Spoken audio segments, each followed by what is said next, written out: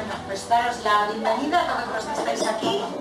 Hoy hemos venido a hablar de su libro, un libro titulado Eres, que es un libro que está lleno de consejos y reflexiones para llevar una vida más plena, tanto individualmente como con nuestra relación con los demás. Bueno, es la primera publicación de esta joven y aunque ella empezó a escribir el libro hace 4 años, se publicó el año pasado, en junio de 2017.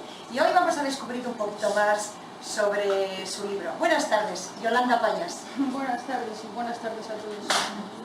Bueno, cuéntanos un poquito cómo surgió la idea de escribir este libro. Bueno, a ver, yo pasé mi adolescencia entera pegada a una guitarra eléctrica, tocando música punk, con un grupo de amigos en el que las letras de las canciones reflejaban bastante bien el odio que sentíamos hacia las injusticias que se dan en la sociedad. A mí me resultaba bastante irónico, y de hecho me lo sigue resultando, que pensemos que esas personas que crean las leyes tienen un conocimiento superior acerca de lo que es más o menos conveniente para el ser humano. Me resultaba irónico y la sigue haciendo que nos arrastremos a los conflictos más crueles con los demás, que desgastemos nuestras más bellas cualidades en transformarnos en máquinas de hacer dinero. La verdad es que al final, de tanto luchar contra todo eso, terminé frustrándome y deprimiéndome ante la idea de que inevitablemente formaba parte de ello. Yo también. Y al final terminé por comprender de que somos mucho más fuertes y mucho más eficaces apoyando y defendiendo lo que sí nos parece adecuado, que luchándonos unos contra otros y debilitándonos en contra de aquello que no nos parece tan adecuado. Al final solo generamos más de todo eso. Así que en realidad todo esto del libro empezó haciéndome una pregunta. ¿Qué era lo que podía hacer yo de verdad para solucionar un poco, en la medida de lo posible, los problemas sociales, ¿no? ¿Qué era lo que sí que de verdad estaba en mi mano?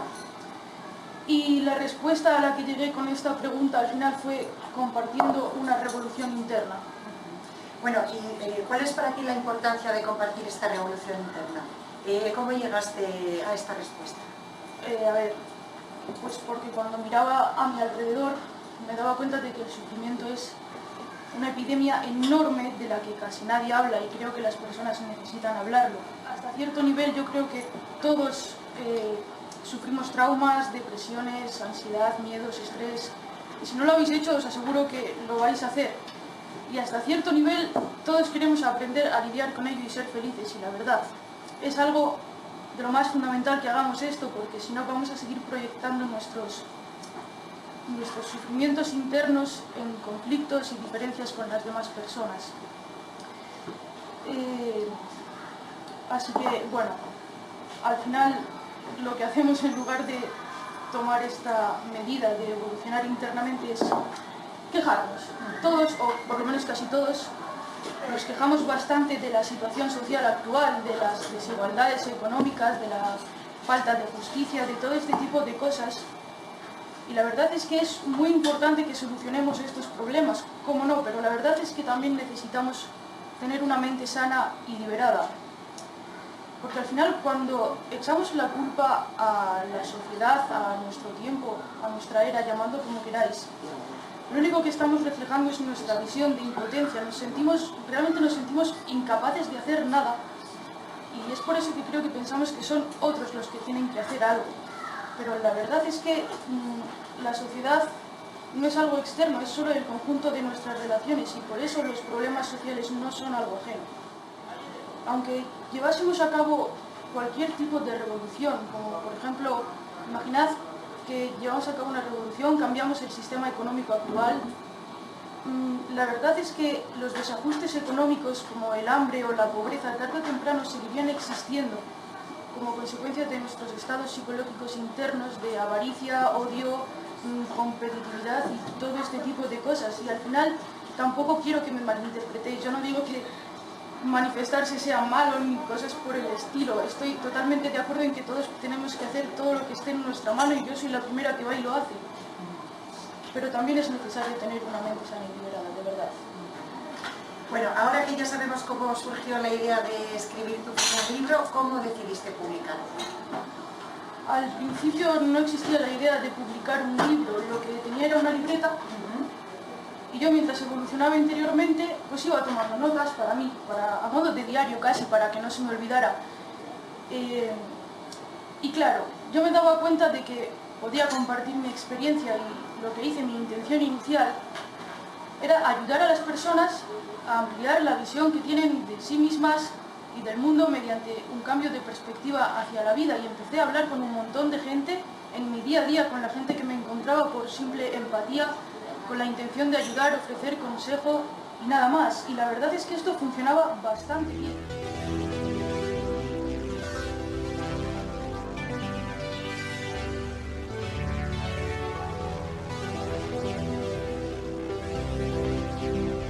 De repente suena un ruido. Así que el chico se despierta por el ruido sobresaltado, pensando que algún asesino o algún ladrón o un secuestrador ha entrado a su casa y que a él y a su familia les va a pasar algo horrible. Empieza a temblar, el corazón le empieza a latir muy rápido, empieza a sudar, está en un pánico tan grande que va corriendo a la cocina y coge un cuchillo y se queda en una esquinita temblando. Esa ha sido su reacción. En cambio, la mujer abre el ojo, ve que su marido no está, piensa, vaya, se habrá ido a trabajar, se da la vuelta, ve el despertador, joder, si me queda media hora de sueño todavía. Vamos, la chica con una sonrisa de oreja a oreja, después del ruido se va a dormir tan a gusto. Al final es un mismo acontecimiento lo que ha generado diferentes emociones en personas diferentes, simplemente por sus pensamientos. Imaginad, por ejemplo, estoy yo aquí con Silvia, y viene nuestro amigo Iñaki y nos dice que se va a Cuba por 3 años.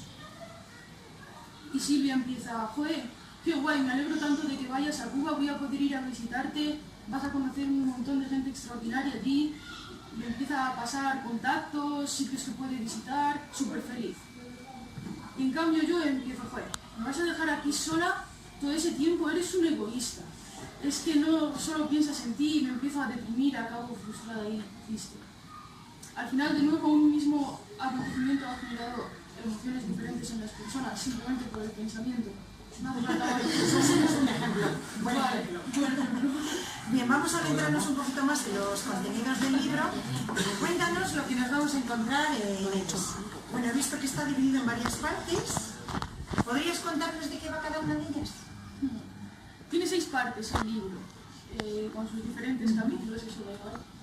La primera parte la dedico a darnos cuenta de cómo se ha ido forjando nuestro estado actual mediante la interacción con el entorno, de cómo se ha creado esa programación mental tan tóxica de la que os hablaba. Sobre todo a raíz de nuestra interacción con el entorno escolar y familiar es donde se suele forjar esta programación. Vamos, que lo que hago en la primera parte es buscar las causas de nuestros comportamientos más autodestructivos en todos los condicionantes y limitaciones que fuimos adquiriendo a lo largo de nuestras experiencias pasadas. Para luego, en la segunda parte, explicaros un poco cómo funcionamos por dentro, por decirlo de algún modo. La destino a ver cómo es nuestro proceso de pensamiento, cómo afecta nuestro sistema de valores, todo este tipo de cosas, cómo es que realizamos una mala gestión emocional. Y luego la tercera parte yo la considero muy interesante porque habla de la evolución interna y de cómo paliar todo esto desde una base muy simple. Luego se desarrollan más cosas, pero la base es muy simple. Es la autosugestión. Autosugestionarnos a nosotros mismos, contemplar los pensamientos objetivamente para darnos cuenta cuáles son dañinos, cuáles están distorsionados y poder hacer alguna modificación. La cuarta parte son todo conclusiones generales, aplicaciones de todo lo anterior. Y la quinta parte, que también es muy interesante, es una aplicación de todo lo anterior a nivel social. Es un poco lo que te contaba al principio, que la sociedad no es nada externo, que no hay una extraña fuerza que nos obliga a ir a la escuela y luego a trabajar y luego al paro y luego a matarnos entre nosotros o no pisar determinadas zonas del planeta. No, somos los humanos que como sociedad nos exigimos una lucha constante por la supervivencia, por el choque de nuestras aspiraciones y nuestros odios, envidias y demás. Al final, al igual que nuestra vida es el reflejo de nuestros pensamientos, la sociedad es el reflejo de la forma de pensar del ser humano en su conjunto. Y lo que esta parte intenta enseñar, cada individuo lleva a cabo una evolución interior para nosotros mismos. No haría falta ni siquiera digamos que la sociedad se acabaría viendo por sí misma. Y la sexta parte, bueno, son conclusiones, explica cómo llevar el proceso de cambio sin abrumarse demasiado. Bueno, por lo que veo en las dos primeras partes del libro, explicas en qué se basa la programación mental tóxica y cómo se fue fortaleciendo la dura. ¿Podrías dar algún detalle sobre qué nos vamos a encontrar sobre esto en el libro? Sí, habla mucho de la educación. Si os dais cuenta, seguramente todos habéis escuchado decir alguna vez que el objetivo de la educación es coger a los niños y transformarlos en seres humanos buenos, compasivos, felices, que se sientan realizados, ¿no? Y al final salen de allí siendo personas adultas tendentes a la depresión, de lo más competitivas, vacías y superficiales, mucho más que antes de empezar a asistir cada día a la escuela. Y yo creo que algo está fallando. Algo tiene que estar fallando, y creo que una de las cosas que está fallando es que llevamos un montón de años comportándonos de cierta manera o de otra, no por aquello que consideremos moralmente bueno o malo, sino más bien intentando evitar cualquier tipo de castigo a cualquier coste y buscar cualquier tipo de premio o recompensa a cualquier coste también. Y al final esto se traduce en la vida adulta en huir constantemente del malestar o del dolor, como si fuese algo que ni siquiera debería existir. Y en buscar constantemente que nuestro bienestar venga porque algo o alguien nos produzca sensaciones placenteras, agradables todo el rato, cuanto más mejor, sin esforzarnos y sin contratiempos. Y como eso no es posible, esta forma de enfocar la vida irónicamente nos impide vivir de una forma gratificante. Es del todo imposible. Al final exigimos mucho a las situaciones y esto se vuelve en contra de nosotros. Crecimos recibiendo una falsa definición de éxito que identifica el éxito con las posesiones materiales, las titulaciones, estar en el mejor puesto de la plantilla, tener un montón de dinero, ser el más popular, que todos nos miren bien y que todos nos acepten, y al final esto es imposible. Y nos hace personas de lo más competitivas. Terminamos luchando unos con otros por encontrar el bienestar en ese montón de situaciones y de factores externos que al final escapan a nuestro control. No podemos estar controlando todo eso todo el rato. Lo intentamos y nos supone un gasto de energía enorme. Ya no solo es que exijamos a las situaciones, sino que exigimos incluso a las personas, y no solo a las demás personas, también a nosotros mismos. Llevamos un montón de años interiorizando que tenemos que ser aceptados por todos todo el tiempo. No sé si os dais cuenta de la locura que esto supone, pero es técnicamente imposible. Nos volvimos de lo más dependientes. Al final interiorizamos que la opinión de otra persona es muchísimo más válida que la nuestra y que tenemos que acatarla para no ser considerados malos. Yo he visto a padres decir a sus hijos que si no actúan como ellos quieren, pues les van a privar de su amor. Vamos a ver, ¿a quién se le ocurre decir esto a un niño? Que hay veces que llegan a interiorizar la opinión de otra persona como si fuese una verdad fija e inalterable. Imaginad que de pequeños os dijeron un montón de veces que erais súper tímidos o vergonzosos, ¿vale? Imaginad que hoy hay un concierto y os gusta mucho la banda que toca. Queréis ir a verlo, pero estáis solos. Bueno, decidís ir solos. Si vais bajo esa convicción de que sois tan tímidos, seguramente no os juntéis allí con ningún grupo de personas, aunque haya un montón. Veréis el concierto solos y cuando salgáis del concierto, esa convicción vuestra de que sois tímidos se habrá visto reforzada porque no habéis estado con nadie, y así podríais entrar en un ciclo vicioso del que no saldríais nunca. Y es por eso que es un gran problema. Al final es eso, nos creamos un montón de exigencias mentales. Mira, todo esto que os acabo de decir nos lleva a exigir constantemente que nuestros deseos se vean satisfechos por un montón de cosas que muchas veces no están bajo nuestra mano, no podemos hacer nada porque sean de una forma o de otra. A mí me gusta llamar a este tipo de deseos, en mi libro los llamo así, exigencias mentales, porque al final son pensamientos que nos dictan cómo tiene que desarrollarse X situación, cómo nos tienen que tratar otros, o qué cosas debemos recibir, cuán bien debemos hacerlo. Infinitas exigencias mentales, cada uno tenemos las nuestras y son infinitas. Lo malo de estas exigencias mentales es que estos pensamientos los respaldamos en sentimientos. ¿Qué quiere decir esto? Que cuando no se cumplen nos sentimos terriblemente mal. Y al final la solución es bien simple. Todas estas exigencias yo las considero porquería que está de más en nuestra mente. Simplemente con quitarnos del apego al resultado y transformarlas en simples preferencias nos ahorraríamos unas cantidades de sufrimiento increíbles. Porque escapan a nuestro control. Sí, es eso.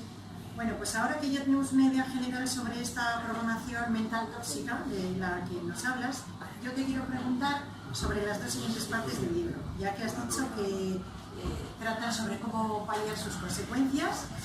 A ver, no quiero que nos hagas un spoiler, pero quizás nos puedes dar algún consejillo. Vale, sí. A ver, cuando basamos todas nuestras acciones en la vida en ver cumplidas nuestras exigencias, al final intentamos controlarlo todo y cambiarlo todo y notamos que nada funciona, nos notamos como sin fuerza y hundidos y hartos de luchar sin resultado y tropezar 1000 veces con la misma piedra y saber que tropezarás mañana otra vez. Al final es porque no sabemos canalizar nuestros esfuerzos o no sabemos muy bien distinguir entre las cosas que podemos cambiar y las que no podemos cambiar. Por eso os voy a leer 3 versos que me encantan. Se llaman La plegaria de la serenidad. Os diría el autor, pero la han usado tantos filósofos que no se sabe ni quién es el autor. Y bueno, yo no uso esto explícitamente en mi libro, pero cuando descubrí esta plegaria, que fue después de publicarlo, pensé, ahí va. La mitad de mi libro está encerrado en estos 3 versos, son geniales. Os los voy a leer, dice así. Serenidad para aceptar todo aquello que no puedo cambiar. Valor para cambiar lo que soy capaz de cambiar y sabiduría para entender la diferencia. Nos decías que gran parte de tu libro está encerrado en estos 3 versos, ¿no? Sí. Como acabamos de comentar. Explícanos las lecciones que traen estos versos. Trae un montón de lecciones, igual es mejor si vamos verso por verso. Sí. Vale. Mejor. Vamos con el primer verso. Serenidad para aceptar todo aquello que no puedo cambiar. Vale, a ver, ante las cosas que no podemos cambiar, aunque lo deseemos con mucha fuerza, básicamente tenemos 2 opciones. Una de ellas es frustrarnos, debilitarnos, intentando una y otra vez lo imposible sin resultado alguno. Y la otra es aceptar. Aceptar que hay cosas sobre las que no tenemos el control. Hay un montón de situaciones que no podemos controlar, incluso accidentes o creencias ajenas. Hay un millón de cosas. Y cuando os digo aceptar, quiero que tengáis mucho cuidado, porque no quiero que salgáis de aquí resignados. Aceptar no significa darse por vencido y tomar una actitud de pasividad ni nada por el estilo. Lo que aceptar significa es asumir las consecuencias de esa situación que escapa a nuestro control y hacer solo únicamente lo que esté en nuestra mano, sin debilitarnos buscando culpables o victimizándonos constantemente. Y al final es algo muy común que solemos hacer, buscar culpables fuera para nuestros problemas internos, como si fuese a funcionar. ¿Verdad? Es súper estúpido, es como si estoy jugando con Silvia al fútbol y me lesiono. Me lesiono y voy al fisioterapeuta y pido una cita para Silvia, pero no una para mí, ¿eh? En serio, así obviamente mi lesión no se va a solucionar. Es porque estoy buscando la solución donde no está, la solución está en mí, tengo que tratarme a mí. Al final, pues, lo que quiero que veáis con este ejemplo tan estúpido es que cuando notamos que nuestro malestar se debe a situaciones externas que escapan de nuestro control, que por mucho que les deseemos con muchas fuerzas no las vamos a poder cambiar, lo que tenemos que hacer es dejar ir nuestra exigencia mental de que tendrían que ser diferentes y aceptar que todo tiene una razón de ser, porque al final es la única manera que tenemos de hacer algo positivo, de conectar con nuestras motivaciones y aprender algo nuevo. Así que eso es lo que hay que hacer, deshacerse de las exigencias mentales no es tan difícil y nos permite empezar a actuar en vez de a reaccionar. Nos permite lidiar con el problema de la costumbre, lo que os vengo diciendo desde el principio, tomar conciencia de nuestras elecciones, responsabilizarnos de nuestras acciones, sobre todo responsabilizarnos de nuestras acciones. Imaginad que viene una chica y me insulta y yo en respuesta voy y le pego un puñetazo. A ver, La decisión de pegarle el puñetazo fue mía y solo mía y me tendré que responsabilizar. Me da exactamente igual si ha habido algún estímulo externo. No, somos responsables de nuestras acciones. Pero no nos estás diciendo que carguemos con la culpa del comportamiento de otros, ¿verdad? No, a ver, no. Pues buscar lo mejor para los demás incluye ya de por sí responsabilizarles de sus acciones. Lo que os estoy diciendo es que os responsabilicéis de las vuestras, aceptando las circunstancias en las que os encontréis, por muy difíciles o arbitrarias que sean. Os tenéis que responsabilizar de vuestras acciones, no podéis culpar fuera, que es lo que os no quiero que salgáis de aquí sintiéndoos culpables. La responsabilidad es algo de lo más útil, es algo que permite tomar el control, paliar la situación, poner remedios. Pero cuando no tomamos esa oportunidad de evitar dejar de lado algo que afecta negativamente, ya sea a nosotros o a otras personas, nos vemos sumidos en la culpa meses después de lo que pasó. Ahí es que hemos hecho una mala gestión emocional de la culpa, hemos creado un sentimiento descontrolado. O sea, no nos valió con sentirnos responsables, teníamos que culpabilizarnos. Y al final eso no vale de nada porque la culpa tiene un lado muy negativo y es que puede ser utilizada como excusa para seguir repitiendo esos comportamientos generadores de sufrimiento o algo así, como si sentirse culpable podría compensar los actos y no es así en ningún caso. Bueno, queda claro. Vamos con el segundo verso de la plegaria que dice: valor para cambiar lo que soy capaz de cambiar. Vale, hay veces que tendremos que usar este valor para cambiar cosas en nosotros con el fin de adaptarnos a una situación nueva y otras veces que tendremos que usarlo para cambiar situaciones que dependen de nosotros y afectan negativamente. Vale, pero háblanos primero sobre el valor para cambiar nosotros. Vale, a ver. A nosotros nos resulta muy difícil cambiar porque llevamos actuando de manera mecánica desde críos. Al final, actuar siempre de la misma forma es algo que nos provoca una sensación de seguridad y de protección tremenda. Pero es falsa. La sensación de que todo funciona siempre igual es de lo más falsa, porque todo, absolutamente todo, cambia constantemente. Si hay algo permanente en la vida es el cambio. Las situaciones, las personas, todo cambia y por eso la vida al final es ir cambiando, es ir adaptándose, todos los animales lo hacen. Y por eso el apego es tan perjudicial. Y ya no hablo solo del apego a niveles superficiales, como estar apegado a tu pareja o a tu trabajo, sino del apego a niveles más profundos también. Por ejemplo, cuando necesitamos que nos vean superiores. Eso es un apego, profundo un apego. Cuando necesitamos tener la razón todo el rato, también estamos apegados a nuestra exigencia mental de cómo las cosas deberían ser. El apego nos impide adaptarnos, destruye nuestra capacidad adaptativa porque no aceptamos que la situación ha cambiado, nos gustaba más como estaba antes y entonces no hacemos nada. Lo malo de esto es que llega un momento en que nuestro entorno cambia inevitablemente y, claro, nuestra vieja forma de pensar y de actuar que aprendimos en ese entorno ya no es útil y si no nos autosugestionamos, no cambiamos, va a empezar a chocar inevitablemente con la realidad, porque la realidad ya ha cambiado. La pregunta es hasta dónde queremos alargar la situación de choque, ¿no? Pues aunque pensemos que hemos creado las circunstancias más propicias para que nuestra felicidad se desarrolle, como todo cambia, podríamos deducir que al final la felicidad sería algo así como una capacidad incluso de crecer confluyendo con esos cambios. Eso es una buena reflexión. ¿Qué hay sobre el valor para cambiar situaciones? El valor para cambiar situaciones. Vale, obviamente hablamos de situaciones que están bajo nuestro control, ¿vale? Y que afectan negativamente a otros. Entonces, ante una situación así es obvio que tenemos que hacer algo. Bueno, a otros o a nosotros. Aunque afecten, sirve. Y claro, dicho así es de lo más simple, una situación negativa que puedo cambiar, pues voy a cambiarla. No hace falta que alguien diga esto en un libro y al final, claro que no. Lo que pasa es que estamos tan apegados a nuestras posesiones, a las personas que nos rodean y demás, que nos resulta de lo más difícil, casi imposible, imaginarnos nuestra vida sin ellas. Y es por eso que el apego es algo tan perjudicial, porque nos resulta imposible. Bueno, hay un pensamiento que nos repetimos muchísimo y es el pensamiento no puedo. Yo no puedo vivir sin esta persona, yo no puedo dejar este trabajo e irme a este otro, yo no puedo hacer lo que sea, cada uno tendréis vuestros no puedos, ¿no?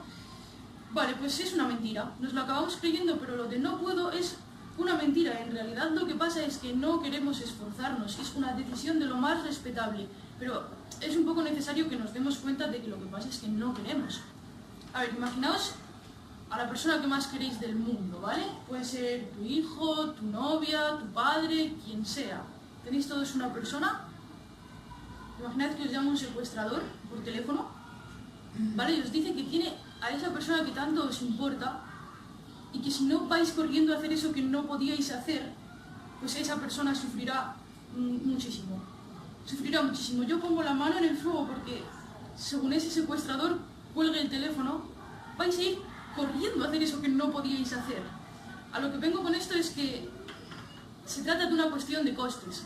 Antes el coste de sí hacerlo era un poquito de esfuerzo, pero es que ahora el coste de no hacerlo directamente ha pasado a ser inasumible. Así que tenemos que pasar del no puedo al no quiero, porque es la única forma que tenemos de encontrar la causa y ponerla en duda. Cuando conseguimos hacer esto, nos damos la oportunidad de en algún momento sí querer. Igual ahora no queremos las consecuencias, pero si sabemos que es porque no queremos, no porque no podamos, pues puede que mañana en 2, 15 o 30 días sí que queramos.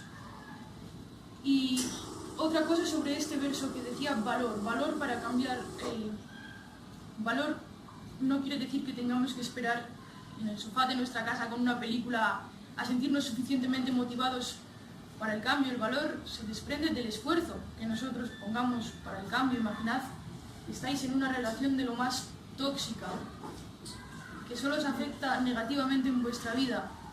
Al final, nadie va a ir a vuestra casa a cambiar la fuente de toxicidad, es algo que tendríais que hacer vosotros.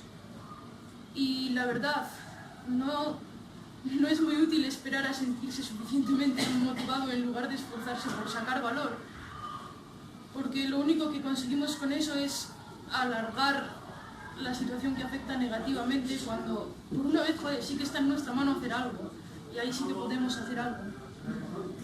Bueno, el último verso de la plegaria, que parece decisivo, Sí. dice: sabiduría para entender la diferencia. Se entiende que se refiere a la diferencia entre lo que podemos cambiar y lo que no. Claro, exactamente, se refiere a esa diferencia. Se refiere a que muchas veces gastamos un montón de tiempo y energía en aspectos de nuestra vida ante los que no tenemos nada que hacer, cuando podríamos estar aplicándola en otros terrenos en los que sí, y no lo estamos haciendo. Esta sabiduría va un poco de evitar la frustración, de canalizar nuestra energía hacia lo que sí que son verdaderas oportunidades. Claro, al final nuestras exigencias mentales nos causan un gasto enorme de energía, mucho malestar intentando cambiar cosas que no podemos controlar. ¿Hablas en tu libro sobre cómo mantenernos en esa sabiduría? Sí, hablo de ellos entregándonos al presente. Al final, cuando no aplicamos las enseñanzas de esta plegaria, lo que hacemos es que nos autoengañamos con la realidad mediante nuestras exigencias mentales. De algún modo no queremos que el presente sea como es.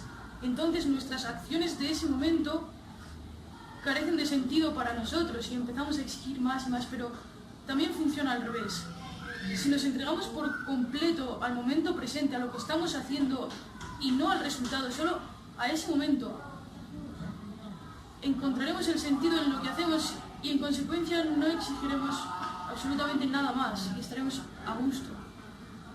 Entonces nos estás diciendo que para mantenernos en esa sabiduría y encontrar el sentido de lo que hacemos, hay que encontrar el sentido entregándonos al presente. Eso es, viviendo ¿no? al presente. Para dificultar así la aparición de exigencias mentales y darnos cuenta de cuando aparecen para poder paliar. ¿No es así? Es exactamente así. Que al final es normal que nos resulte un poco difícil porque también esto lo venimos haciendo desde críos, que es enfocarnos hacia el futuro basándonos en el pasado, pero ¿y qué hay del presente?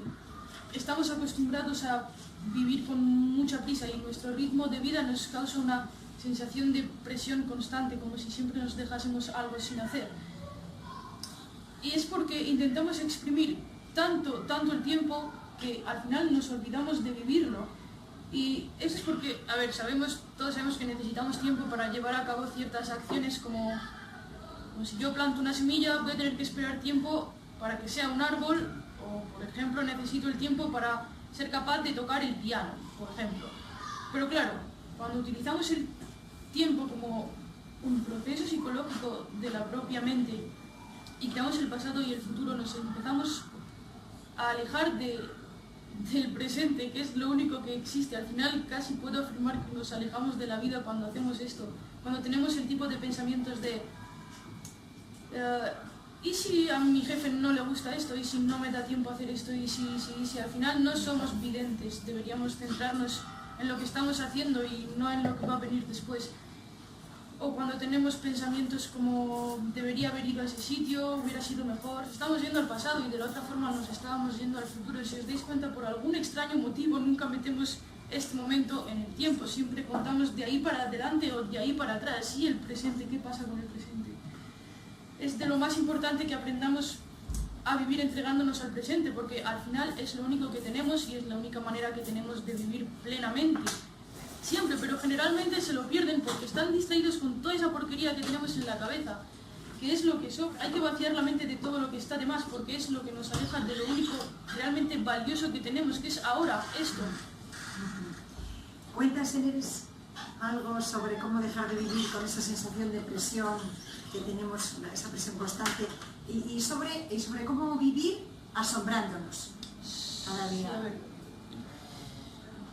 Lo que nos pasa es que, por algún extraño motivo, pensamos que la felicidad no puede estar en el presente.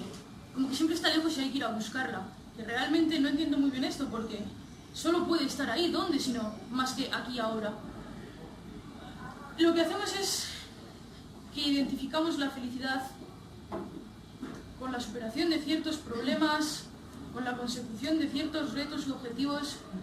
Lo que conseguimos con esto al final es que cuando no los cumplimos nos sentimos mal, y cuando los cumplimos y pensábamos que íbamos a alcanzar la felicidad, al final, enseguida, cuando cumples una exigencia mental, surgen otras nuevas. Tú cumples un objetivo y enseguida tienes un montón de ellos más. Y la felicidad se ha alejado y ahora está detrás de otro problema, detrás de otro reto. No, la felicidad... Tenemos que aprender a identificar la felicidad con el momento presente. Ponos un ejemplo. Un joven estudiando el bachillerato. Una persona de 18 años en clase. Este chico está súper estresado, súper agobiado porque tiene un montón de exámenes, de fechas límite para entregar trabajos. Puede que apruebe, puede que no. Si no aprueba no podrá estudiar la carrera que le gusta. Está súper estresado. Ese estrés le están dificultando hasta el aprendizaje. Lo que este chiquillo debería aprender es que no puede dejar que su felicidad dependa de haber logrado algo. Es que, aunque él superase el bachillerato, ¿vale? Imagina que él supera el bachillerato, según él ya estaría feliz. No, porque o va a tener que aprobar en la universidad, o va a tener que aprobar un grado superior, o va a tener que conseguir un trabajo a día de hoy, o va a tener que, si tiene un trabajo, aprender a llevarse bien con su jefe. Al final, siempre hay algo nuevo que tenemos que contar, no podemos esperar que la felicidad esté detrás. Bueno, o sea, entiendo que lo de que ese joven debería aprender es que la felicidad está en la manera de afrontar ese reto, no en la consecución de esos retos y en haberlo logrado o no haberlo logrado, ¿no? Es exactamente eso, centrarse en lo que se está haciendo. Estamos muy acostumbrados a hacer una cosa por otra. Y hacer una cosa por otra es algo que niega la acción primera. Cuando hacemos para otros fines, obviamente vamos a sentir desequilibrio, porque al final es que estamos afirmando que no queremos eso que estamos haciendo. Y esto es algo que aprendí muy bien con la práctica del Kung Fu y del Tai Chi, de las artes marciales, sobre todo de un maestro que tenía en Asturias, que un día que fui a entrenar nos dijo una frase bastante interesante en el entrenamiento. Nos dijo: todo el tiempo que invertimos en aprender es el final que buscamos dominar. Y tenía razón, lo siguiente. O sea, yo si supiese todo lo que se puede saber de Kung Fu, si es que eso es posible, seguramente me aburriría un montón en los entrenamientos. Yo voy allí para disfrutar aprendiendo.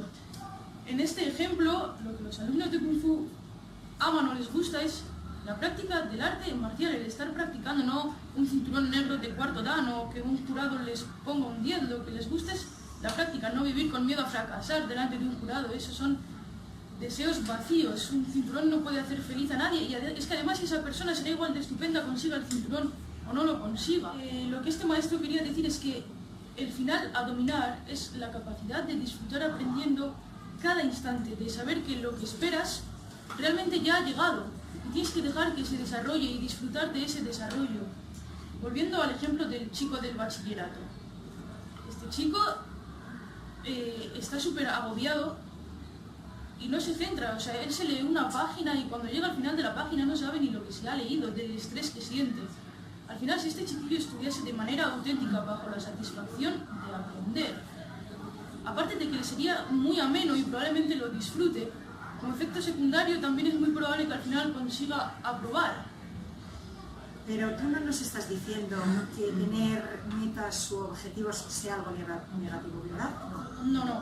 No, es lo contrario, son algo de lo más positivo y necesario en nuestra vida y además sin objetivos no hubiésemos avanzado tanto en campos como la ciencia o la música, por ejemplo.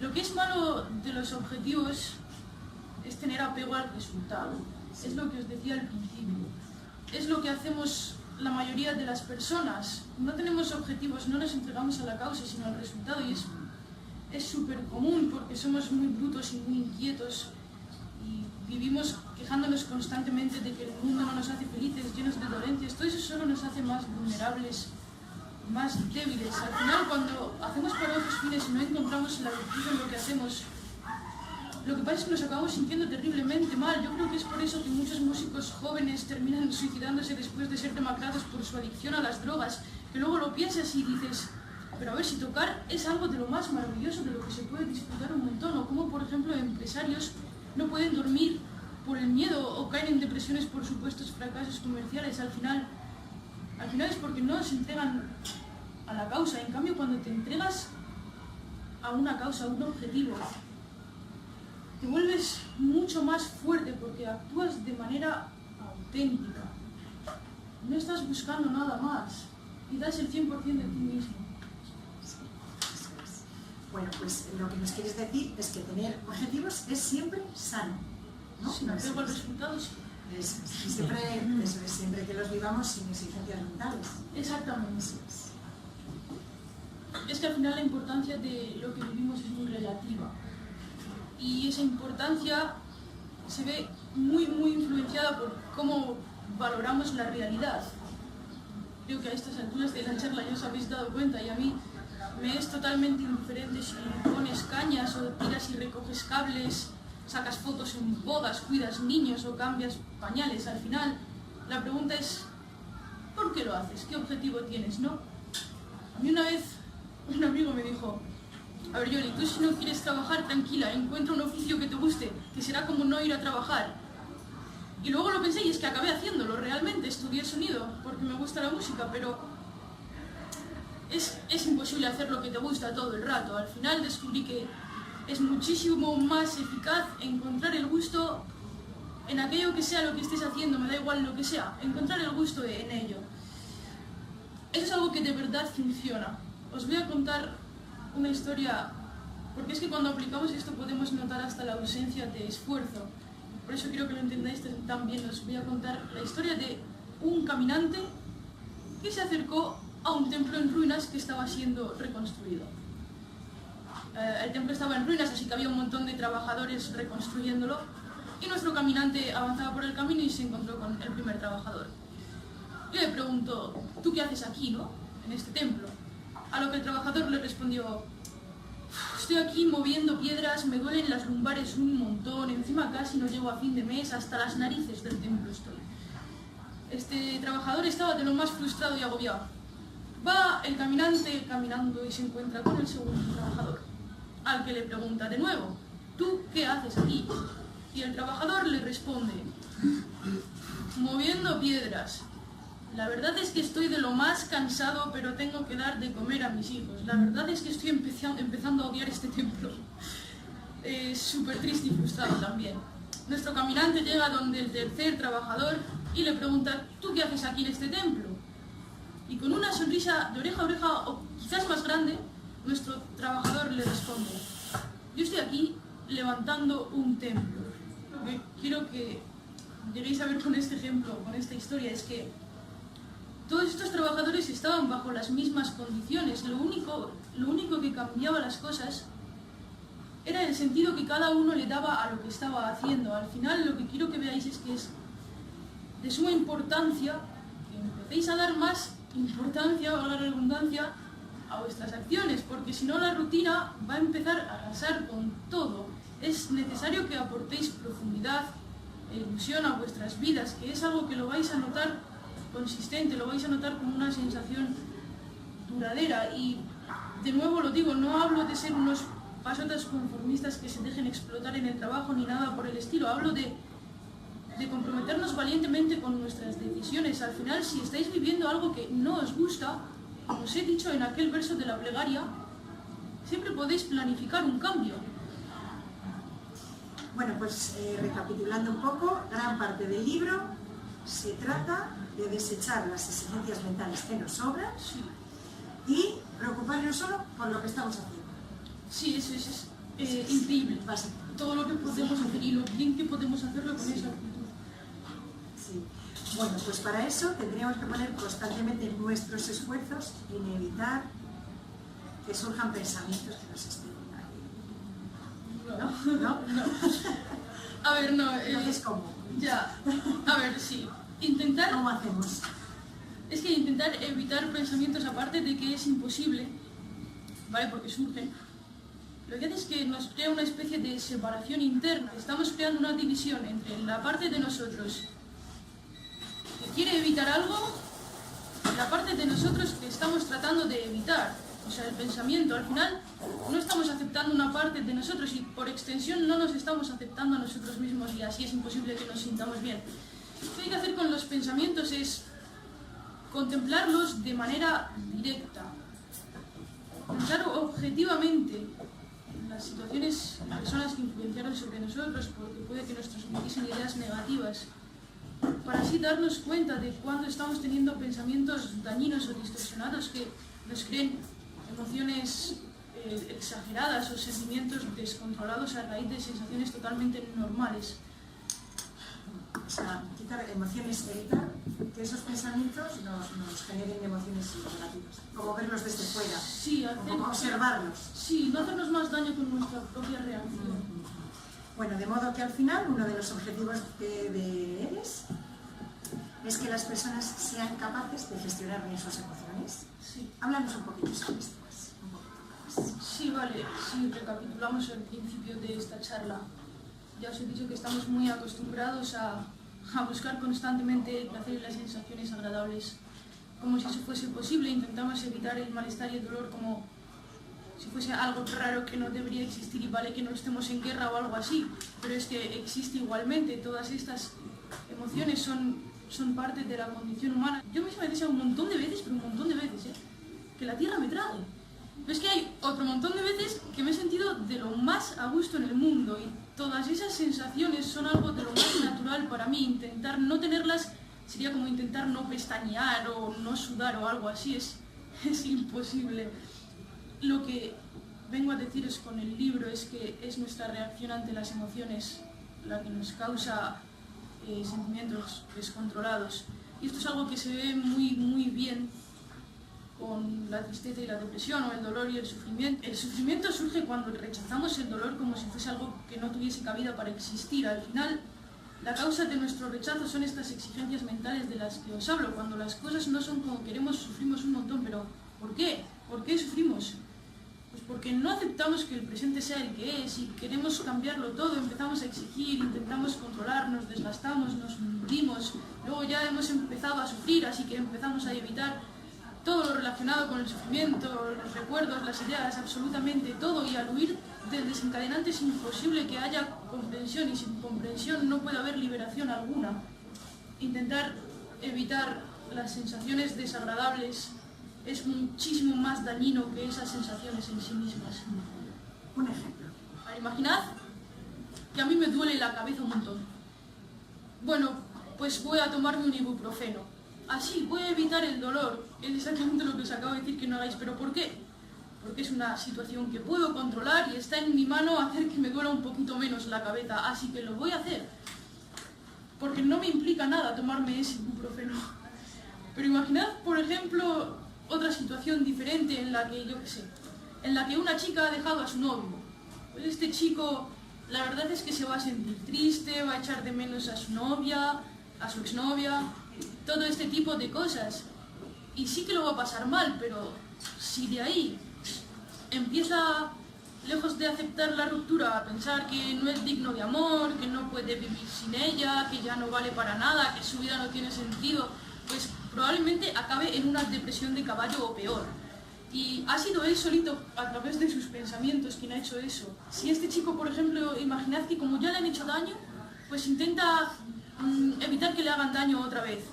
En realidad va a conseguir no poder conectar con nadie más. Y al final ese tratar de evitar va a hacer su problema muchísimo más grande. Bueno, ¿y cómo podemos darnos cuenta que nos estamos provocando nosotros mismos ese sufrimiento? Vale. A ver, la tristeza, malestar, el dolor, todo esto son sensaciones necesarias que provienen de la situación desagradable en sí. Así que al final son completamente inevitables.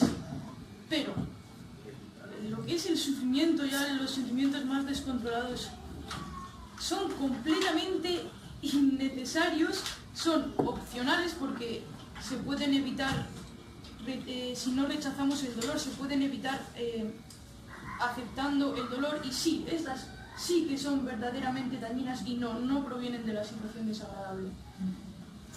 Bueno, pues vamos a ir terminando. ¿Quieres añadir algo más, Yolanda? Sí, bueno, que todo esto que os he explicado es aplicable a todas las emociones que conocemos.